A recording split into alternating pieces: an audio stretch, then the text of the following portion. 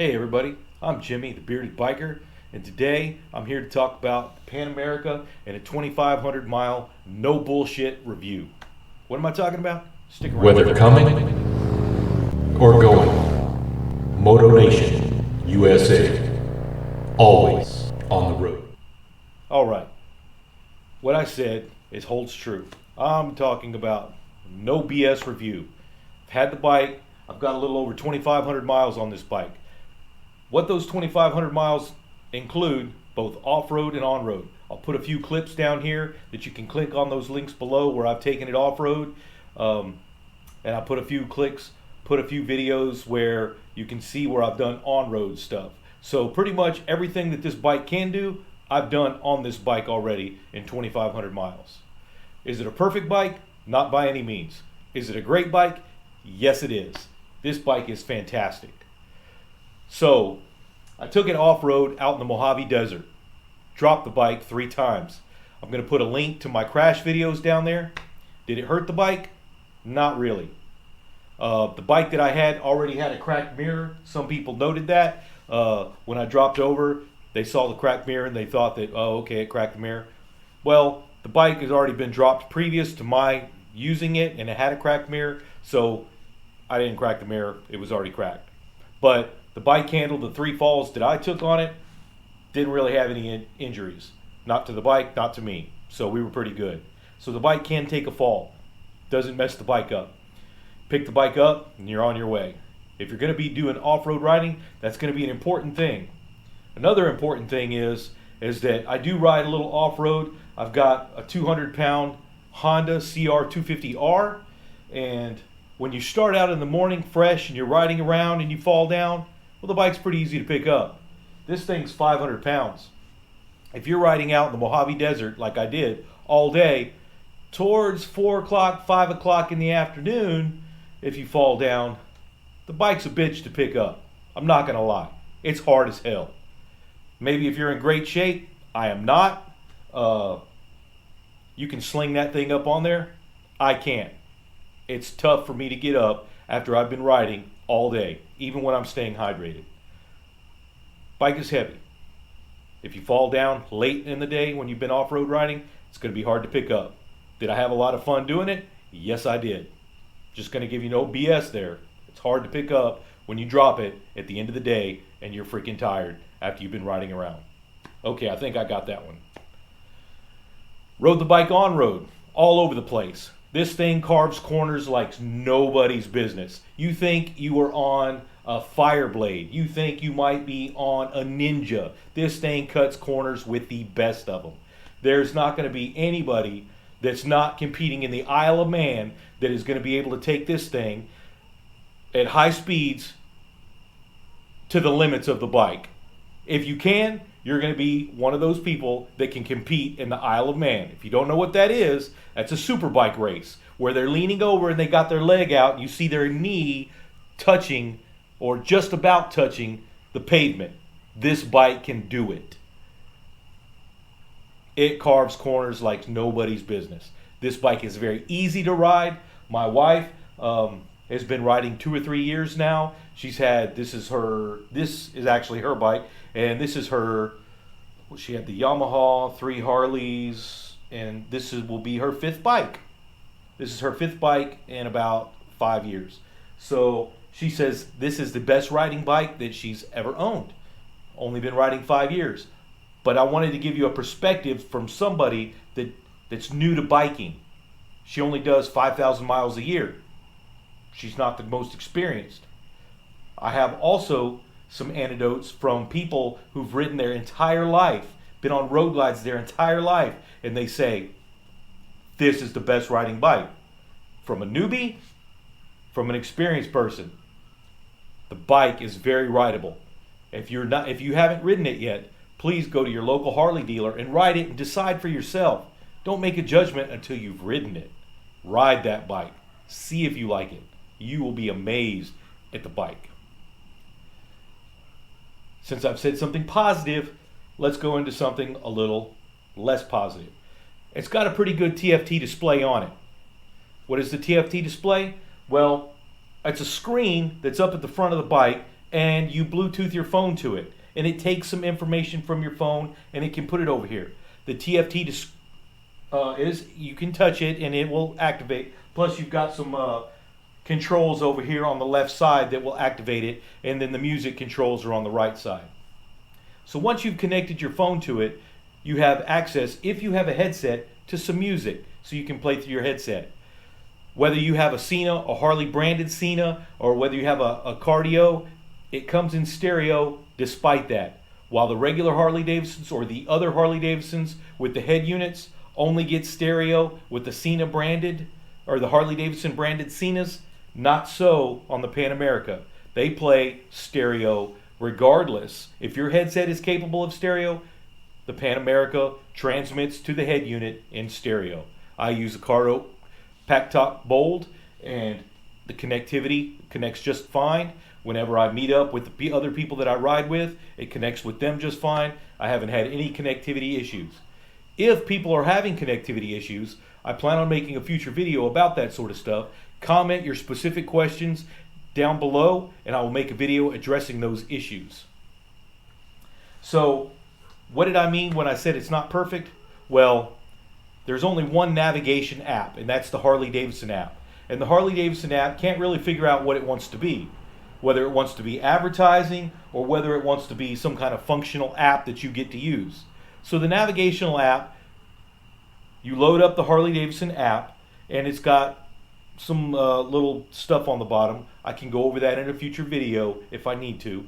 But it's got some little icons at the bottom, and you press the little helmet or the little trail, and there's different things that the app does. A lot of it's advertising, bloatware as they call it in the phone business. And that's not the most people friendly. People don't really want to see that. It's kind of in your face. But the app, you tell it where you want to go. It's better than the old Harley nav apps, the old 18 head units and before. It's better than that. You don't have to have a specific address. You can tell it Walmart, and it'll populate, and you can send it over to the bike, and then you can go to the map section on the TFT display. A map will appear. The good and bad about this. The bad is that the phone has to have signal for it to work. But for people who complain about that and want Google Maps or want Android Auto or Apple CarPlay, you still have to have signal for that too. You do. So, do I think that they plan on doing it? No, I don't believe that they ever plan on making it Apple CarPlay or Android Auto. Why? Two reasons. All of your information is coming through the TFT display. What is all your information? Well, your tachometer comes through that screen. Your speed comes through that screen. What gear you're in comes through that screen. Everything comes through that screen. There's no other independent way to get it on the bike. So if you went to Android Auto or you went to Apple CarPlay, that information would not be available to you anywhere. How fast are you going? You wouldn't know. What's the RPMs on the bike? You wouldn't know. The check engine light, did it come on? Did it not come on? You wouldn't know because it's only available on the TFT on the basic screen. So I don't think they have plans on bringing. Now this is not information from Harley. This is speculation on my part. But currently I don't see how they could bring Android Auto onto the bike, because if you have ever used Android Auto, it replaces all the stuff that's on the screen with itself, Android Auto or Apple CarPlay. So all the information that the TFT display currently gives you, you couldn't have it. It wouldn't be there. You wouldn't know that stuff. The check engine light, not available. So I don't think they plan on bringing it. I did ask an engineer, Josh Richardson, I'm looking at you. I did ask an engineer, one of the engineers who built this very bike, works for Harley, if they did, and his answer to me was, Jimmy, even if I knew, I couldn't tell you. That was his answer when I asked him. The headset and phone connectivity is pretty good. Once you get it all set up, you turn the bike on, they all connect, boom, somebody comes in. If you have mesh connections, it heals itself haven't had any. The Harley Nav app, like I said, can't really figure out what it wants to be. If it wants to be advertising or if it really wants to be an app. As far as navigation apps, it's middle of the road. I would say Google Maps is top notch. Waze is top notch. There's a few out there that are not very good. And the Harley app, navigation app, is so-so. So it ain't great. The music functionality of the bike is pretty good. So once you Bluetooth your phone to it, the connectivity, stereo, the little controls that you have, song advance, volume up, volume down, it's all pretty good. Ease of use for the TFT display with your hand controls, pretty good. The bike has had some issues. Is it a perfect bike? No, it's not. It's had some software issues. This is the first year it's come out. They're getting random codes. They couldn't foresee all the things that people would be doing to their bike. And some random codes come up. There hasn't been any codes that I know of. I've been watching the forums. I'm a member of 5 Pan America forums. I stay in close contact with my local Harley-Davidson dealer. And there have been some codes, but they don't ever affect rideability. They don't ever seem to leave you stranded. There were the few start button issues. Well, I saw on the forums, this isn't official from Harley. This is not official from Harley. I just want to say again. I saw on the forums where when you turn the bike on, if you press the button and do not hold the button, you just press the button to start it, you will never have the start issue. Whether that's true or not, I don't know. I have seen that posted time and time again, and I see people responding to it and said, thanks for the tip, haven't had any issues since. Obviously, there's going to be exceptions to that rule, but I think by and large, that particular one is working. So whenever you turn it on, just lightly press the button, and you won't have any start issues. My wife did have one start issue with this bike very early on. I went over that tech tip with her, and not a tech tip from Harley. This is not official, just from the forum. I went over that tip with her, said, hey, honey, just press the button. Don't hold it down when you start it. And she has not had a start issue since. The bike did pretty good off-road. It's a bike's a jack of all trades. If you want to put it in sport mode and run with sport bikes, you can. The bike does 140 miles an hour. I wish I had my ticket here with me because I got one at 140. It was no fun. And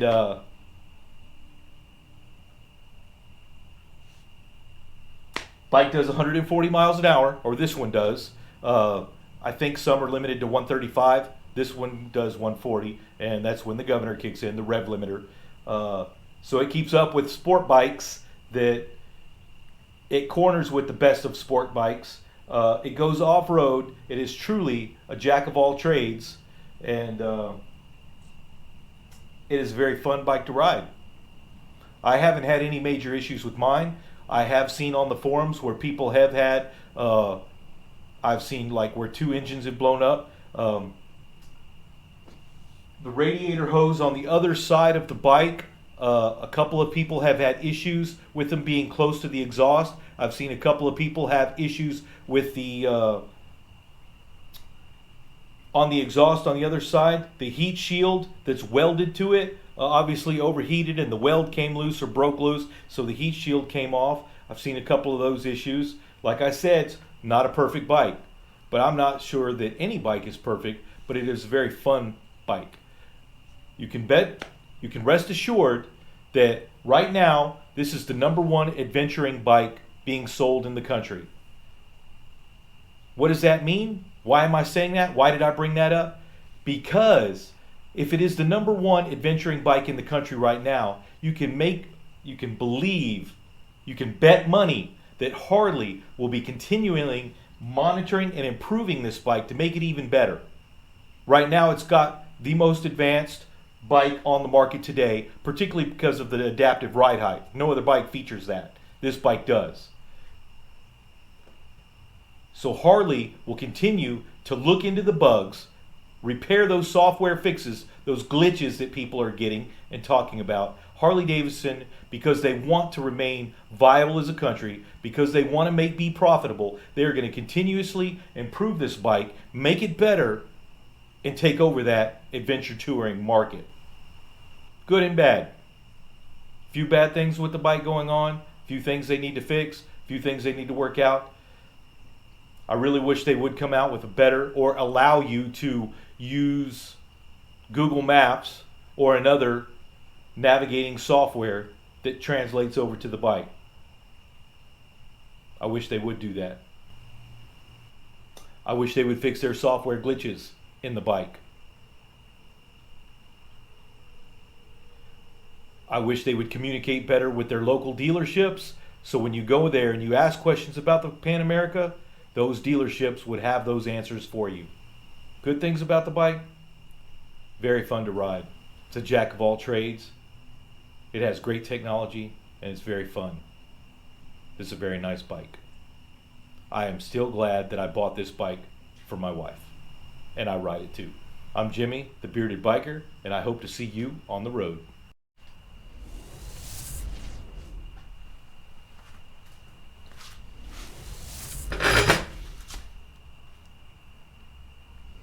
Hey everybody, I'm Jimmy, the Bearded Biker, and today I'm here to talk about